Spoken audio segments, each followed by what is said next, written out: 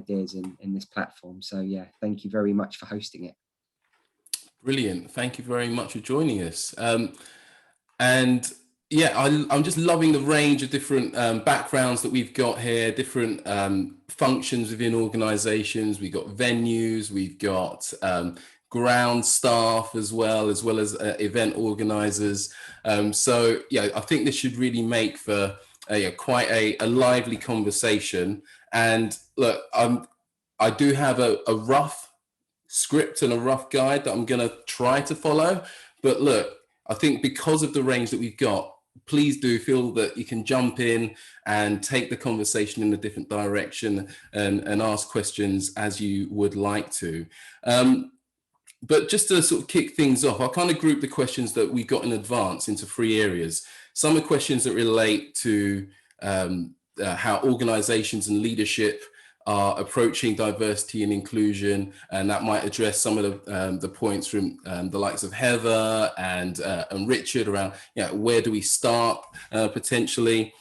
We got some questions around LGBTQ. It's Pride Month this month, so we've got there are some questions here relating to how are organizations supporting the LGBTQ community as well. And then we got a few questions that come in that are around our events, such as programming, access, and the supplier network that we run as well. So I'll probably start off with the questions around organizations and so forth. But just before I jump into that, Ashanti, I want to just hand over to you for a little bit to maybe talk a little bit about the past year. And I know that you've been working with Informa quite closely as well, as a global partner to sort of tackle bias and inequality. Do you want to just share a little bit about what the last year has been like for you and your team working with the events industry? Absolutely. So really interesting. We saw, I think, particularly around the time of Black Lives Matter, so last March to, I'd say, June, individuals within the events industry and some companies launched surveys, reports, and there was data being collected at that time. And of course, the data told us what we already knew, which is that we had some progress to make when it came to diversity and inclusion. What we have seen is a mixed bag really over the last year. We do have stakeholders and clients who are genuinely committed to moving the needle when it comes to diversity and inclusion. And so they have worked with us very closely, where we've carried out audits and assessments on what they're currently doing and helped them to create maps, roadmaps, which are realistic, using their existing resources to help them make progress in the future. I think the reality of our industry is that, there are some very real commercial concerns, responsibilities, and juggling all of the competing priorities is quite difficult. And so for some companies, diversity and inclusion has taken a back foot because of the fact that they're concentrating on their day-to-day survival. Now, we often have some support to provide in that regard in terms of the approach to take. So we then were really, really happy to see bigger companies like Informa really put themselves out to work on this. And we did a lot of surveying with their internal employees to find out what their thoughts were.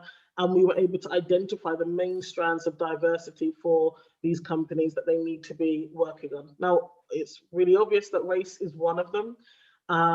But then gender is a recurring conversation, obviously, in the events industry about how more women can ascend really into more senior positions within the industry. Because at the moment, women make up about 51%. So that's pretty good in terms of a gender split. But of course, in terms of ownership, in terms of senior management and influence, there is still somewhat of a gap to be bridged. So I'd say overall, it's been a mixed response from the events industry, largely because of the makeup of the industry. It's very entrepreneurial, and there are some very real commercial challenges at the moment as well.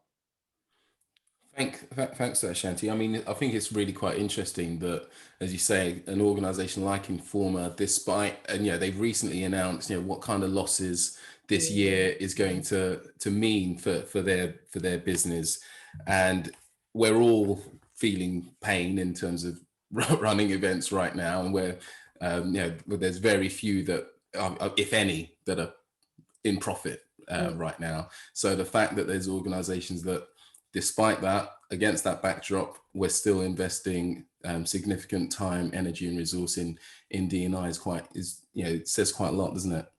Absolutely, and the thing is there are lots of push and pull factors happening right now. So, for example, if you look at regulatory reporting, which will become mandatory in some areas, the pay gap, gender pay gaps, ethnicity pay gaps, there are companies in the events industry who are going to be impacted when that becomes mandatory. So despite the current climate, there are still going to be some expectations really of these companies. In addition to that, if you think about the fact that within the next 5 years, 75% of decision makers and even their clients will be Gen Z, and Gen Z think very differently about sustainability, social impact, and diversity and inclusion. So again, the companies are kind of being left with no choice but to at least put this on the agenda, because it will absolutely impact their business at some point, especially in the event space. Whether you're doing business to business or you have a consumer event, for example, you will need to be able to demonstrate an awareness at the very least of diversity and inclusion and sustainability. That's brilliant, thank you. All right, I'm going to go with one of the questions that we've got in advance. I'll start working through this, but everyone that's here, please feel free to jump in at any point if you'd like to ask a question as well. But just to start off with, we've got a question here. How do we get organizations to invest more time in the education piece around diversity and inclusion before jumping straight into the strategy of how to tackle it? Really, really good question. Of course, stakeholders are really eager to see results and to see change and make change happen. However, we do have to, and I always use this analogy, it's about making sure you have good soil. Because if you don't have good, healthy soil, there's very little value in inviting and embracing new people into your workforce, because your existing work culture may not be as welcoming as it needs to be, and they won't be able to function, much less thrive. So it's really important, and I think often when we use that analogy, businesses get it, because what will happen is you will waste money on workshops or maybe initiatives or awareness events, as it were, but it's really not making any difference in terms of your behavior, your attitudes, your beliefs, or even some of the policies and systems you have on a day-to-day basis. So you really want to take a step back.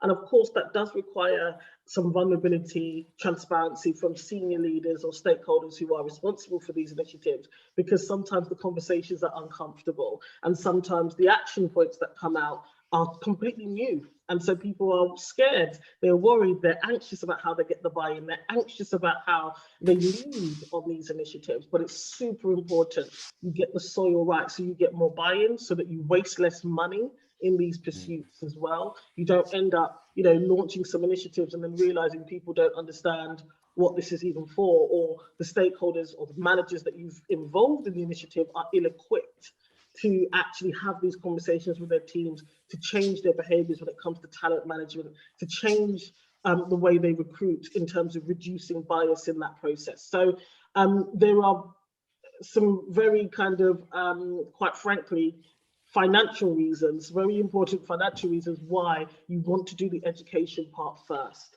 rather than kind of jumping into what you deem to be solutions. That's a really good point. And we at Clarion, that's similar to what we've done, where we felt it was important that actually that education went from the senior board doing some D&I training, then managers and leaders across the business. And we're now in the process of rolling out D&I, a training module for all staff. So actually coming from the top down to actually raise that awareness. So question coming in from Richard here. Go ahead, Richard.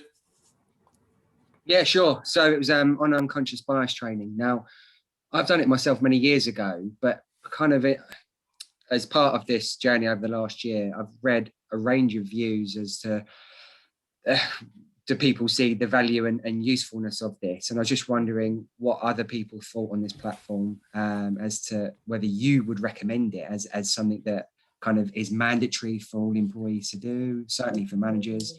What's your view on that? This is a really brilliant question, and it's one that I've talked about a lot over the last year. So unconscious bias training as we know it is ineffective. And we know that because we're still in this situation now where we still see institutional, structural, interpersonal, and internalized bias. So unconscious bias training in its traditional, very common form is ineffective. And there's a couple of reasons for that. One is there are two pillars that any company needs to look at when they're trying to reduce inequality across any strand of diversity in the business. One strand is what we call structural, systemic. So that's your policies, your procedures, your processes, whether that comes to recruitment, pay, appraisals, talent management, etc. Now, the other side is your workplace culture. And unconscious bias training, by default, suggests to us that it's not our fault. These are things that we're not aware of and not necessarily in control of enough. And of course, it seeks to help you identify bias that you might have. But the reality is that it is very conscious. Our ideas and beliefs are what they are. And so we need to be challenged on them, whether that be on a one-to-one, privately, self-reflection, or of course, in structured, facilitated training. And so we at Diversity Ally don't encourage unconscious bias training. What we encourage is what we call conscious conversation. And that's where we help leaders and managers to really go there and self-reflect on their management style and how that really impacts their team. And when people do that, then you tend to find systems and processes get changed. Because as a manager, if you realize that actually we don't recruit diversely, you then start thinking about, well, where are we posting these jobs then? And right there at the beginning of the process, you're starting to change that process. So I wouldn't suggest investing in, especially not these generic e-learning unconscious bias trainings, because they aren't effective enough. And quite often, actually, the stakeholders who need it the most are not engaging with the training. And if they do engage with it, they're doing it to complete it and just move on. Generally speaking, what you want to do is create brave environments for these stakeholders to come into, where they are expertly and discreetly challenged to really reflect on their management style. Is that helpful, Richard? That's brilliant. Thank you, Ashanti. Thank you. Yeah, Thanks, there's a big debate. There's always lots of debates, Richard. So I'm not surprised you've seen lots of articles on that. And generally speaking, the people who do still advocate for unconscious bias training are not the ones necessarily in the workplace that are impacted the most by it. And so that's why it's fast becoming out of date, unconscious bias training. Brilliant. So next we've got another question here. Our industry, so talking about the events industry, seems late to the D&I party. Mm-hmm. Which industries can we learn from? The truth is that most industries are late to the D&I party, because it's not just the events one at all. You know, we see in the UK, for example, that 0% of senior positions are held by women of colour. This is in any industry across any sector. And so the events industry isn't particularly, you know, poor in its performance compared to others. But if you want to look at, I suppose, comparative industries who keep the conversation about diversity and inclusion really high on the agenda, you can look at the tech industry. There are countless women in tech, for example, networks and platforms. There are countless, you know, people of color networks and platforms, disabled persons in tech. So the tech industry, and I'd say the startup community in terms of events, platforms and content are very good at keeping equality, regardless of the strand, high in the conversation. Another industry that it's quite interesting to look at, who is probably quite comparative to the events one, is the PR and marketing industry. You know, they did a lot of work over the last year during that Black Lives Matter season, as it were, in terms of developing benchmarks and developing very real initiatives with senior kind of stakeholders who backed those initiatives last year. Now, only time will tell whether these initiatives actually yield results, which is one of the reasons why at Diversity Ally, we didn't launch a national campaign or initiative. What we've concentrated on is deep diving with our clients on making sure there are real changes happening in the workplace. So the PR and marketing industry and the tech industry are probably the closest. They're very entrepreneurial, they're very creative, very similar to the events industry. Now, outside of creative industries, unfortunately, you know, institutions like the finance sector, you know, if you look at nuclear sectors, aviation sectors, they are just as far behind as everybody else in reality. The only advantages that often, you know, if you look across finance, for example, the only advantages they have is that because they have very clear structures within their organizations, they tend to have an employee network, which has its strands like the Black network, Asian network, the women's network, etc. So they're very good when it comes to employee groups. You tend to find informal, very corporate structures. But again, on the ground, when you speak to employees, workplace culture, there's still a lot of work to be done. Brilliant, thank you. So here's another question around senior level representation. There's a lack of diversity at a senior level within the sector, and we've touched on that. Whilst gender is often addressed, other characteristics tend to be ignored. What more can be done to raise the profile for underrepresented groups in other categories? Yeah, again, really interesting one. So what this is about ultimately is deconstructing your recruitment process and identifying where bias may exist. So we literally do this with clients. We look at the end-to-end recruitment process and we identify where bias might exist, whether it's a systemic piece of bias or it's a culture bias. So that's the first step to take. The second one is to be very pragmatic, because what tends to happen is that we'll often hear the same things, which is, well, we need people who are actually qualified for the job, which is quite interesting in the events industry, because you know, a large proportion of individuals have acquired these roles through experience or someone they know. And so actually there are more opportunities than sometimes we really think about to do sideway moves, to also look at comparative industries where the skills are very similar. It's funny, yesterday at the Clarion Awards, there was a segment of the awards where, and it escapes me, a stakeholder from a large events agency was talking about their recruitment this year and how, because of COVID, the skills needed now are, you know, far more wide. And so what it has meant is that they've looked outside of the industry where appropriate and recruited from there. And that has really helped their mix. So I think sometimes even at senior level, it's looking at comparative experiences and skill sets so that you can bring some diversity in, whether that's race, whether that's gender, disability. Obviously neurodiversity now is a conversation fast becoming more prevalent in the workplace. Those are the two things you can do. So one is look at where the bias already exists and seek to reduce it. And the second one is to look at comparative skill sets and experience levels and bring those individuals in. If you are now building out a digital arm of your business, this is a prime time to look at how you diversify in this season of recruitment, because we know in those digital and creative, those social media, the design fields, there is lots of diversity. So if you're actually branching into new parts and building new elements of your business to, you know, adapt to the climate, why not use this moment? And to be really honest with yourselves, yes, you can find a senior woman in those fields. Yes, you can find someone of color in those fields. Absolutely.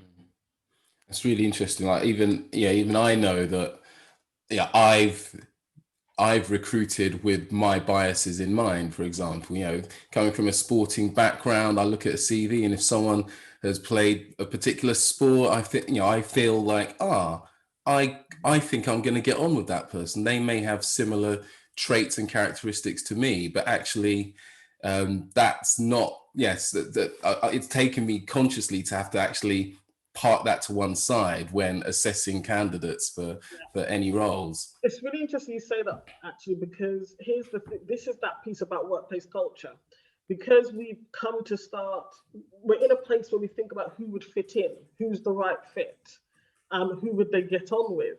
when in actual fact, those things aren't often written on the job description in the first place, right? So there's a misalignment. You put out a job description, you know what the business needs, and then when people make applications, you're using a different set of criteria, essentially, to assess even at that stage. And so if we only look for people we think we will get on with, or who will fit in with whoever's there already, then of course, it's very unlikely that we introduce diversity into that workplace. And it's really interesting that with that mindset, regardless of who you are, who's recruiting, we still end up with the same result. So we still get people who are not diverse in terms of race, age, gender, disability, but they fit in. It's really quite interesting the way the human brain works, which is why, Richard, to your point about unconscious bias training, it is ineffective, essentially, because what we want to do is just challenge each other and be open and say, well, why don't you have at least one Black employee and you have 200 employees? Why not? Can it really be true that there is no social media, manager out there who is qualified to do the job at the level that you are recruiting for, who is not, I don't know, white, male, middle class, under 35? It's just not true.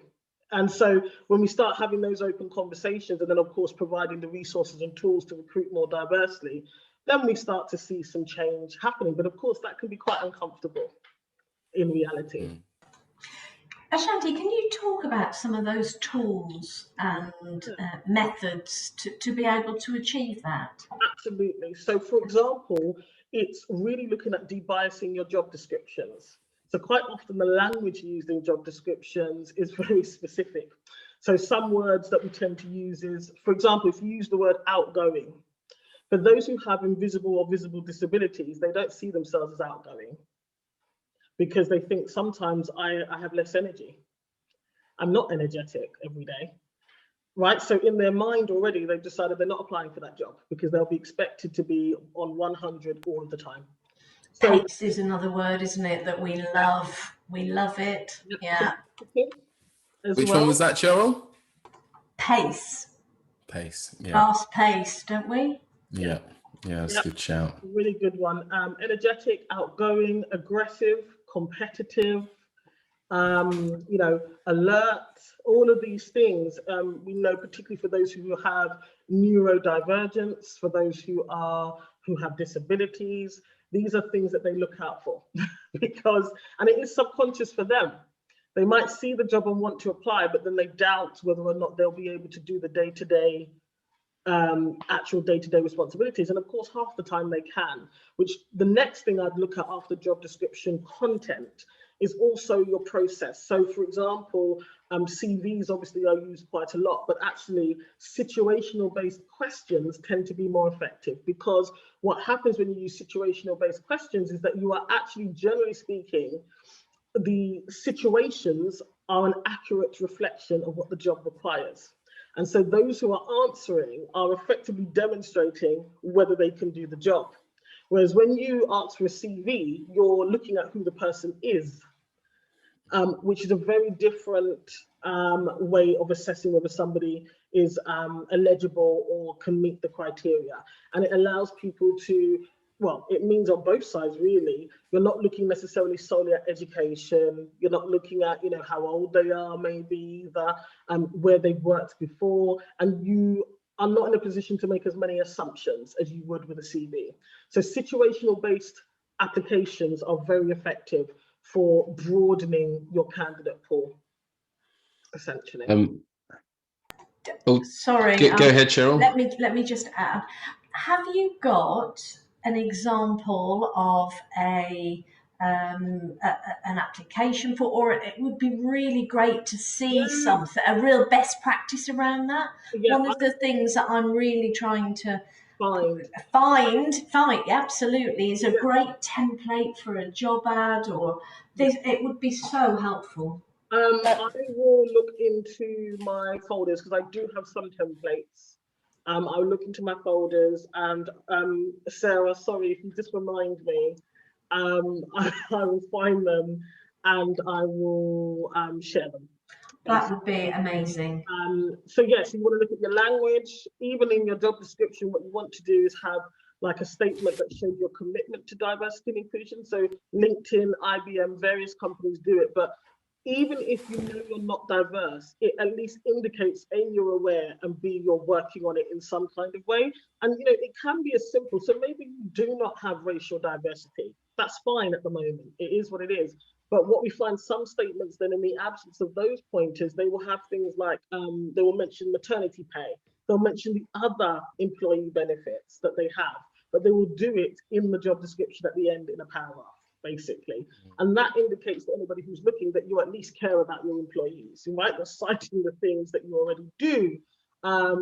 So you're saying, hey, we actively are working on this. So that's another tip actually for the job description as well, is having your D&I statement.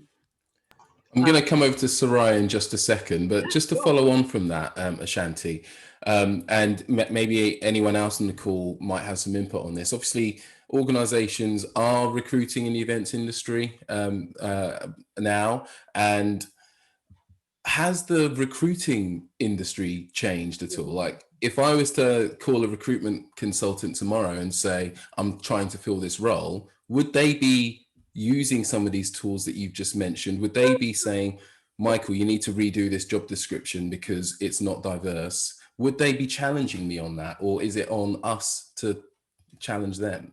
Well, yes, unfortunately. You know, the thing is that, again, these are old habits, essentially. The recruitment industry as a whole as well, of course, the way it's made up, the way the kind of commission structure works as well, it means that ultimately recruiters, you know, especially if they're not a startup or a singular recruiter who has really good relationships with their clients, ultimately they just want to fill the role. Secondly, it is challenging even for recruiters, because we do know some recruiters who've come to us in the past for advice.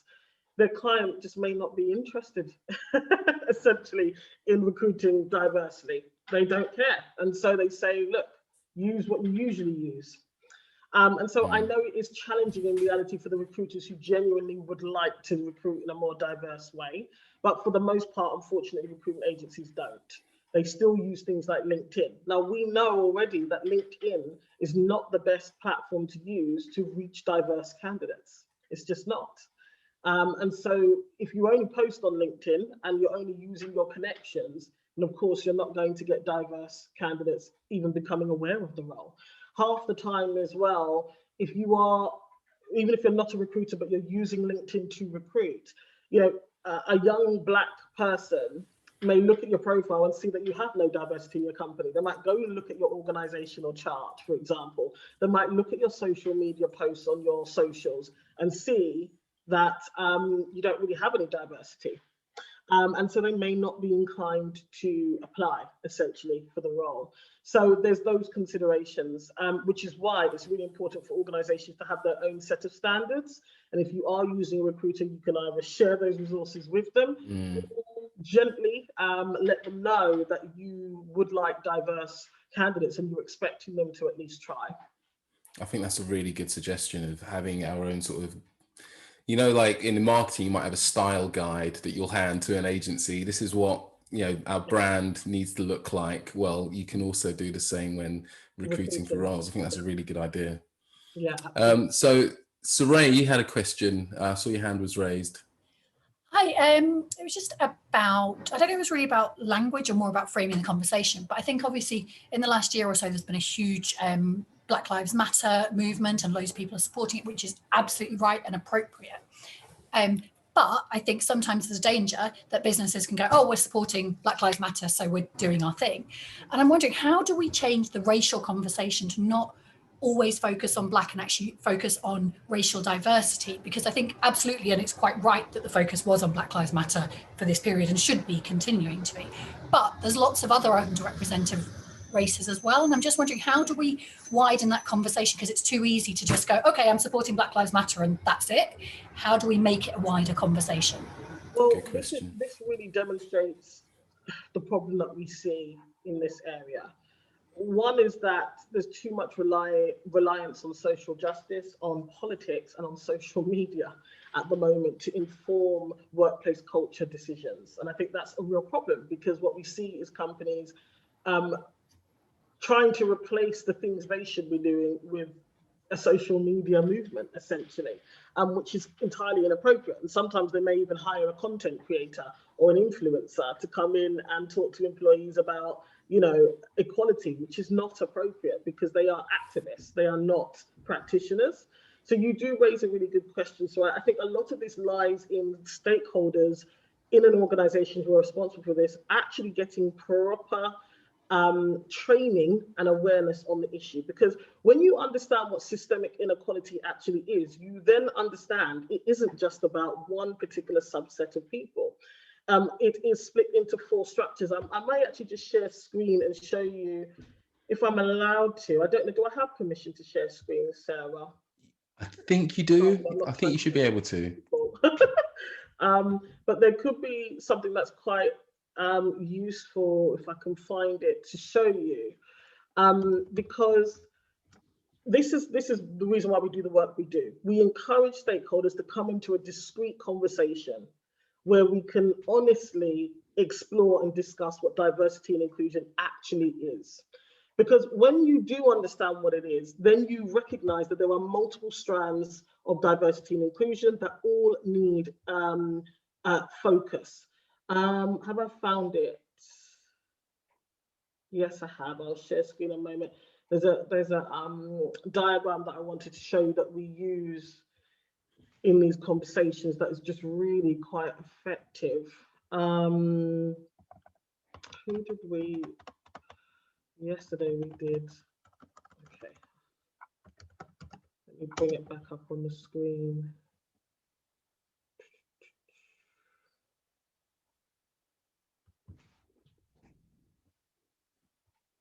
Yes, here it is. So I can share screen and show you this diagram. So it's this one here. So although it says, so essentially systemic inequality is what we're talking about. Now, the reason why racism, apart from the Black Lives Matter one, is such a good conversation to have is because historically and statistically it is a conversation that has been avoided in the workplace. It is the hardest one to have. But you can replace this racism with any ism. Okay, and there's these 4 parts, 4 dimensions of systemic inequality or isms: inequality in the workplace, obviously in society as well, institutional, structural, interpersonal, and internalized. And when we do this work with stakeholders, the penny starts to drop. And so what you find is then there is a recognition of this, and hopefully I can toggle along to the wheel of power and privilege. Okay, now that shows you the only thing that's missing from this diagram is age, really.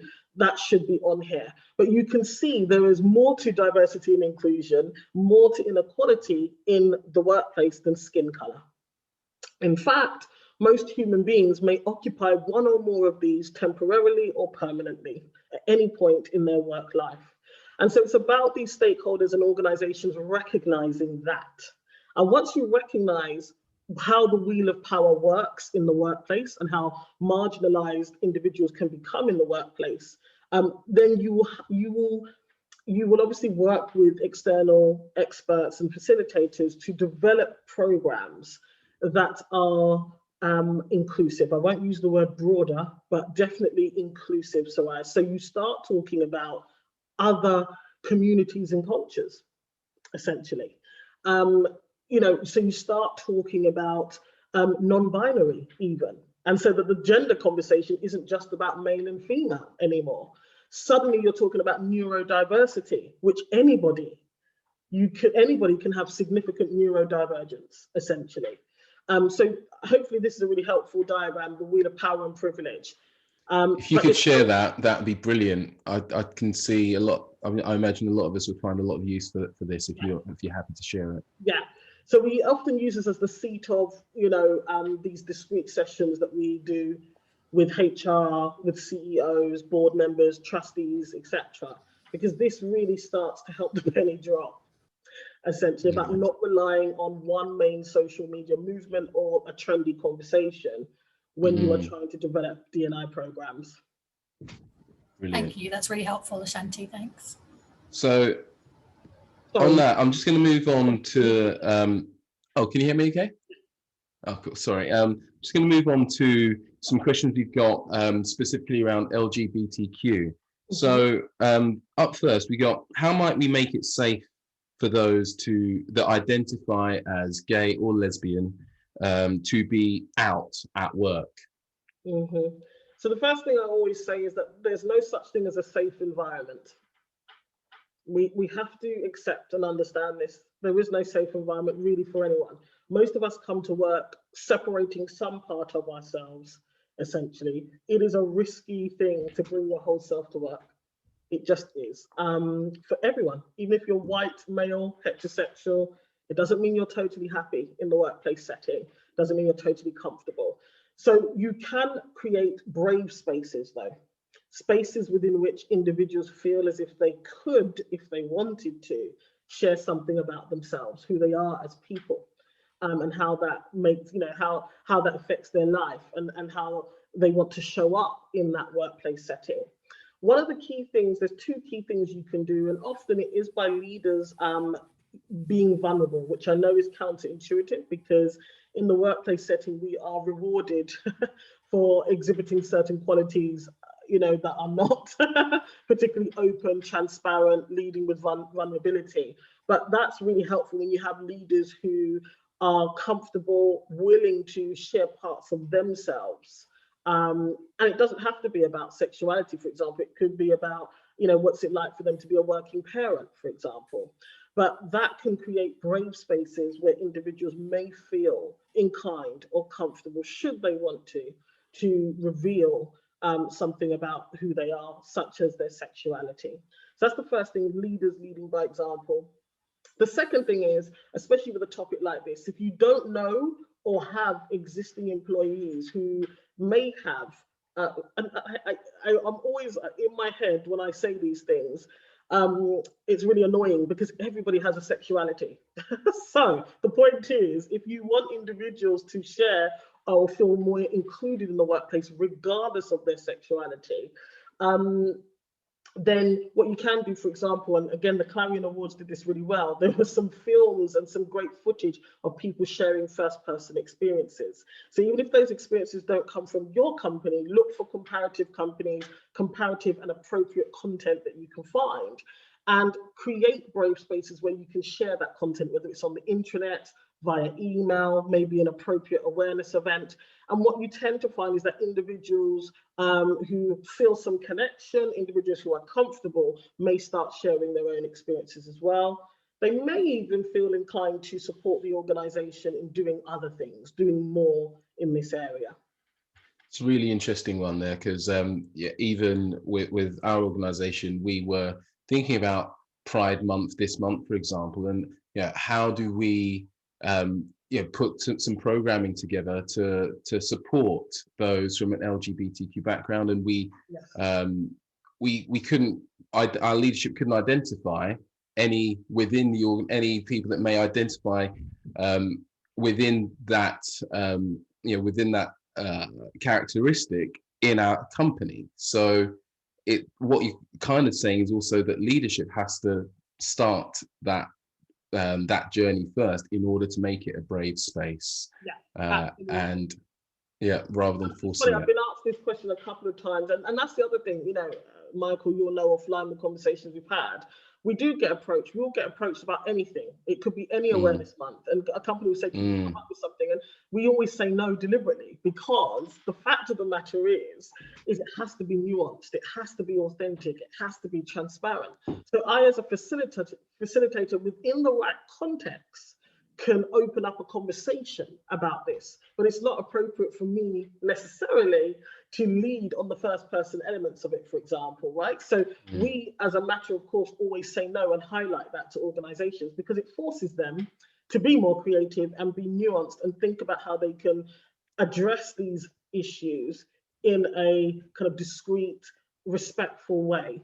So what I may do, and I'll speak to Gabby about it, we may record a podcast episode on how to celebrate awareness months, essentially, and we'll give our tips, kind of principles to follow But then we'll leave it up to companies to figure it out, force them to figure it out how to do it in an appropriate and respectful way. Brilliant, thank you. So we got some questions around our events in terms of programming and supplier networks and so forth. I'm just going to pause there for a second because we've only got 5 minutes left, and I just want to make sure that everyone that has got questions has had the opportunity to ask them. I think Lyndon and Sarah. Oh, yeah, Lyndon, I think I did see something pop up. Did you have a question, Lyndon? Yeah, it's actually it's a thought process. It might be a bit divergent here, but I hope to share it and hopefully can explore it. I think as an industry, I always have the belief of, we need to start with why, and is why are we looking to implement D&I in the industry now, at this stage? Why is it? And many of these platforms and blogs and such conversations that people put out, and I always hear that the answer is always CSR, corporate social responsibility, and that that unsettles me a bit. And I'll tell you why, because diversity in events, I think it has so much more to give than just a feel good because we're doing good. And I think it has to be a strong business case for it. And I think that's coming back to where Ashanti mentioned, is not the top of our priorities now, because it isn't. It isn't a strong business case for me now to give up everything to really focus on diversity and inclusion. The commercials aren't proven, so to speak. So that's where I look at it. We are a business, a commercial industry, not a charity. So from looking at it from a founder or an investor, I need to look at it as how would this really improve my bottom line? And that brings me, to my divergent thought process in how maybe we should look at, or as well as doing the CSR, ticking that box, we should also look at the business case for having a real diverse workforce and leadership, exactly. And I was talking to, one of the senior members of this industry, veterans, I would say, who was going to write a blog about it as well, into what's happening. And he asked my opinion. And I told him, look, I did some research on it, and I saw a recent McKinsey & Company report on businesses in the UK. And I'll read a bit from you here, a bit of it from you to you guys here. It stated the relationship between diversity it was on the relationship between diversity and business performance, how it exists and persists. So with leadership roles matter. That was the first thing. They said companies in the top quartile for gender diversity on executive teams were 21% more likely to outperform on profitability and 27% more likely to have superior value creation. The highest performing companies on both profitability and diversity had more women in line, typically revenue generating roles, than in staff roles on the executive teams. That's in leadership roles. So leadership roles do matter for diversity and inclusion. And that's not just in women, Black, LGBTQ, alphabet, sorry. That's about all disabilities and all that included. So yeah, I'm going to say it's not just gender. Companies in the top quartile for ethnic cultural diversity on executive teams were 33% more likely to have industry leading profitability. And then there's a penalty for opting out. So the penalty for bottom quartile performance and diversity persists. Overall, companies in the bottom quartile for both gender and ethnic cultural diversity was 29% less likely to achieve above average profitability than were all other companies in the data set. In short, not only were they not leading, they were lagging. So there's a strong business financial case for our industry to look at this diversity and inclusion as increasing our overall profitability. And I think that's where it should stem, and that's where the focus should be on. If I employ a diverse team, I make more money. and that's where it comes from. I think we really need to celebrate the diversity as So, you know, Michael mentioned his biases. I think that's healthy when you look to recruit, but you need to look at it differently. I think you look at it, okay, I like sports, I like cricket. I'm already in my organization. Who do I need to employ who maybe doesn't like cricket, doesn't like, you know, sports, that can add to the creativity, the different cultural background to my company? My company will do better. So I think it's just how we look at it in terms of perception and really celebrating our differences. I think the whole holistic equality matters, I think, has got a bit shaded. I think we really need to look at our differences, because I think that's what really would make our company, especially in the event sector, creative industry. You know, we're lagging behind our other creative industry colleagues, I guess, in terms of how we implement diversity in the event sector, in our sector exhibitions. Yeah. Thanks, Lyndon. Ashanti, do you think there's a disconnect between D&I programs and its value towards business performance at leadership level? Absolutely. I think what's, it isn't charitable and it's not aspirational. It has to be a business performance metric. And you can clearly see the commercial value in investing in diversity and inclusion. You're not doing it to be nice to people. You're not doing it because it's the right thing to do. Because if those were good enough reasons, again, we would have made more progress just in general, not just this industry. But the fact is, if you want, for example, to have the best workforce of the future, if you want to attract the best talent, well, the way talent is looking now, especially in the Gen Z generation, it is diverse.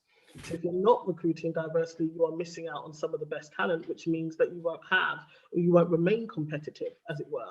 And also, how will you be able to attract the types of customers or clients that you're looking for, who also will begin to reflect or come from that generation? So yeah, I agreed with many of the points that Lyndon made. The challenge, though, is ultimately, and that's something that we always say, is you've got to do the work. It is uncomfortable conversations, it does require effort, and it does take time, particularly the systemic challenges around your pay gaps, around your recruitment. It could take 3 to 6 months, maybe longer, depending on the size of your company, to start seeing the results that you want to see. So you've got to be prepared as the stakeholder or the management group to stick it out as well. Hey, Cheryl. See you.